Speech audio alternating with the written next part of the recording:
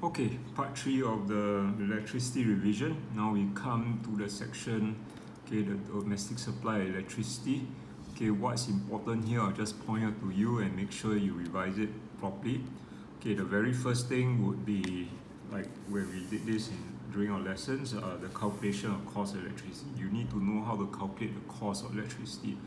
Okay, the usage of domestic electricity is always measured in kilowatt hour, capital W. Right, sometimes I make the mistake by having a small w, is kilowatt hour. Okay, this is the only time in physics in 2 years you do, you convert the units to hours. Every time we always tell you, okay, when you use power formula, energy over time, the time must be in seconds, but in this case, time must be in hours, right? So you need to know how to convert things to kilowatt hour, which I think should be quite okay for most of you. Just to remind you, you get something, let's say the power is 120 watts. So divided by 1,000 to get a kilowatt. Then times by the hours. And then everything you have here, go and take it times by the cost, okay, the number of days, whatever they may ask, you get the cost of it. Okay, so this is not very difficult, right? So the main thing, first thing here, revise, calculate cost of electricity. It's sure to come out. Okay. Okay, the next page, okay, domestic electricity supply to our homes, okay, it comes in the form of AC, you can read through this, right, just to remind you, okay, that the current flow, okay, is not just go live to neutral, but because it's AC, it goes from live to neutral, and then after it goes from neutral to live, okay, so it alternates, okay, it is wrong, okay, wrong concept to think that current is always from live to neutral. Okay, and then the voltage here, the potential here for the live wire is always plus 240 volts minus 240 volts, whereas in neutral is always 0. Okay, and then the next thing, try to remember this. Okay, if let's say the appliance here requires 5 amperes to work, the current through the live wire is 5 amperes, and the neutral wire is also 5 amperes. Okay, and if you have an earth wire, that one, let's say you have an earth wire here, the current, okay, should be 0. So here 5 ampere, 5 ampere. It is most common to see some make a mistake and say live is 5, current in neutral is 0, because you think neutral is 0. Okay, that's wrong. So take note about that. Okay, dangers of electricity. Okay, all these are quite self-explanatory, right? Okay, just when you are to explain things, especially this one, this is worth revising again, how to phrase your answer properly. Okay, go and read through yourself, all this. Okay, then the next part over here, circuit breakers. Okay, and then the power ring circuit. All right, this is a ring circuit. Look at how it's drawn. Okay, they can ask you to draw this circuit. Okay, I did teach you how to draw it before.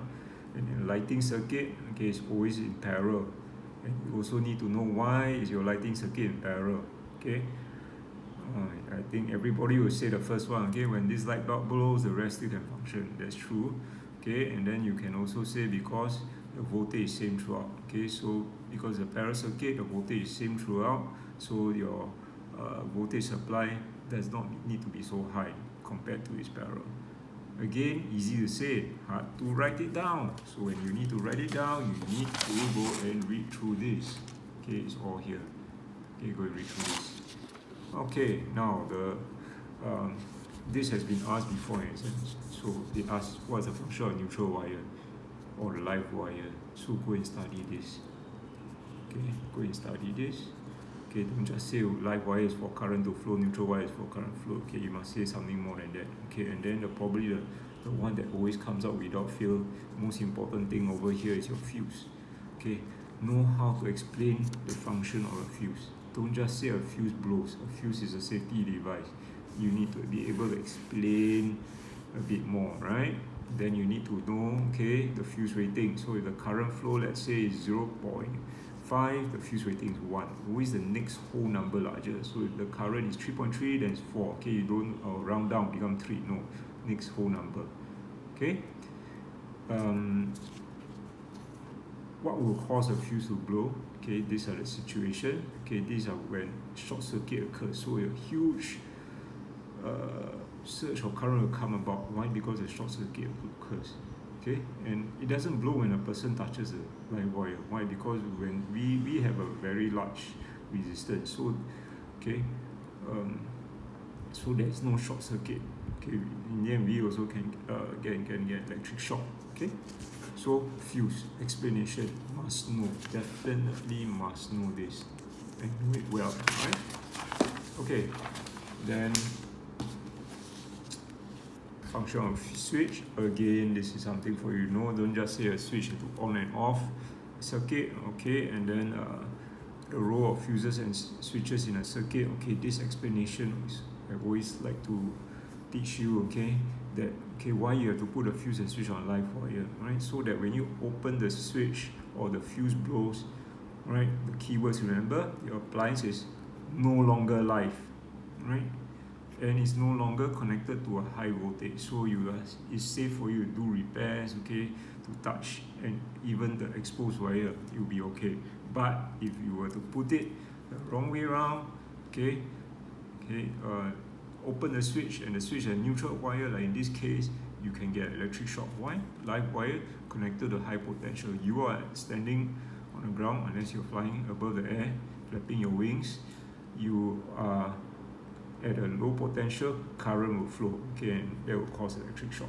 Okay, so keywords, no longer live, okay, no longer connected to a high voltage. Okay, so remember explanations here. Okay, then the next one, other than fuse, the hot favorite question is always earth wire. Why do we have earth wire? Where do you connect it to? How does it work? Okay, so go and study this. I think you do understand how it works, so I'm not going to go through, but you got to go through this to make sure you are able to write out what you understand. Okay, so next part over here, okay, 3-pin plug. This one is easy. Just know the position of the various wires, know the color codes, right? So go through that yourself. Okay, and then in double insulation, okay, this one is often neglected because we focus so much on fuses and earth wire. Take note of what is double insulation. Basically, you got 2 layers of insulation. Okay, rather than appliance with one outer casing, that's it, but there's an inner casing that insulates the wires, all this, from the outer casing. Okay, and both casings are made of good insulation. Okay, it can be very solid rubber, solid plastic or whatever. Okay, is a good insulator, right? So there's double insulation. And that's just me explaining. But if you need to explain, you have to be able to write this down. Again, this is usually not very well answered because you get very muddled in the way you explain. So I would say pay attention to this as well. Okay, not just always fuse and earth wire. It can come out. Okay. Alright, so we talked about lighting circuit already. So again, take note how you're going to explain this. Alright, and then one thing to take note of, so I just mentioned the brightness of a lamp. What does the brightness of a lamp depend on? You can say, you can argue and say the more current flow through the lamp, the larger, the brighter it is. The more power is brighter and so on. Yes, everything also affects the brightness of a lamp. But fundamentally, primarily just look at the voltage. If the voltage across a lamp is large, okay, it will be brighter, okay, because there will be a larger current flowing through it, so the power will be brighter. So just basically look at the voltage. Don't get confused by looking at so many other things. Okay, and then the rest of it is just practice, right? Practice solving problems here. Okay, and the main thing is probably being able to explain, right? Like this, why the switch must be placed on live wire, why you have a fuse, why you have an earth wire, and so on. Okay, so and it's not too difficult, okay, for this part. So that ends this third portion of the electricity revision.